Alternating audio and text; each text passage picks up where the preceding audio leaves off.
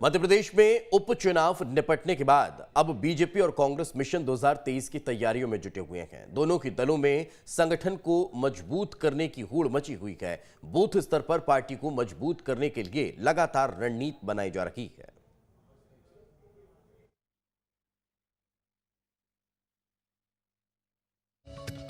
निपट गए उपचुनाव 2023 की तैयारी। खिलेगा कमल या कांग्रेस मारेगी बाजी?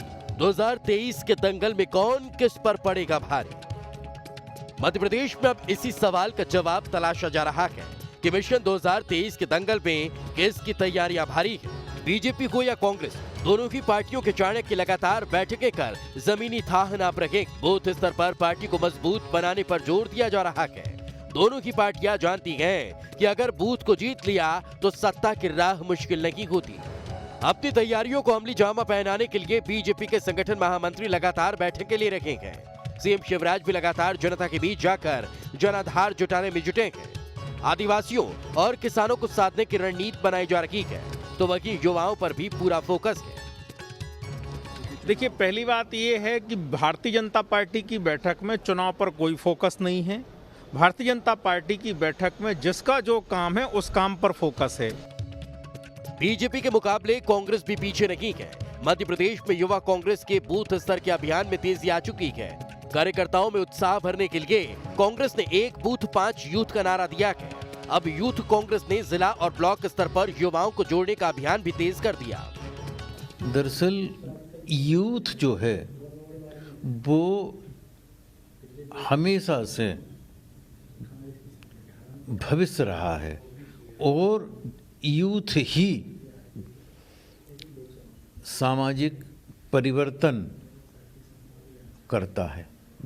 इसलिए यूथ की इस परिवर्तन में चूंकि भूमिका है, इसलिए यूथ को अपने साथ जोड़ना बहुत जरूरी होता है। राजनीतिक जानकार बताते हैं कि जिस पार्टी ने बूथ को मजबूत कर लिया उसकी जीत आसान हो जाएगी। बस 2018 में विधानसभा चुनाव के नतीजे जिस तरह के थे उसने कांग्रेस में एक उत्साह तो भरा। 15 साल वो लगातार सरकार से बाहर रही और 2018 में उसकी वापसी पूर्ण बहुमत के साथ तो नहीं हुई, लेकिन सबसे बड़े राजनीतिक दल के तौर पर हुई। तो कांग्रेस पार्टी को ये लग रहा है कि वह भारतीय जनता पार्टी के संगठन से मुकाबला करने में सक्षम है यदि समय रहते चुनाव की तैयारी की जाए और रणनीति बनाई जाए। गौरतलब है कि मध्य प्रदेश में 2023 में विधानसभा चुनाव है। 2018 में सरकार बनाने वाली कांग्रेस को 2023 में फिर सत्ता मिलने की उम्मीद है, तो उपचुनाव में मिली जीत से बीजेपी भी उत्साहित है। दोनों की पार्टियों में शहमात का खेल लगातार चल रहा है। अब देखना होगा कि किस पार्टी की चुनावी तैयारी भारी पड़ती है। भोपाल से दीप्ति चौरसिया के साथ टीम न्यूज़ स्टेट।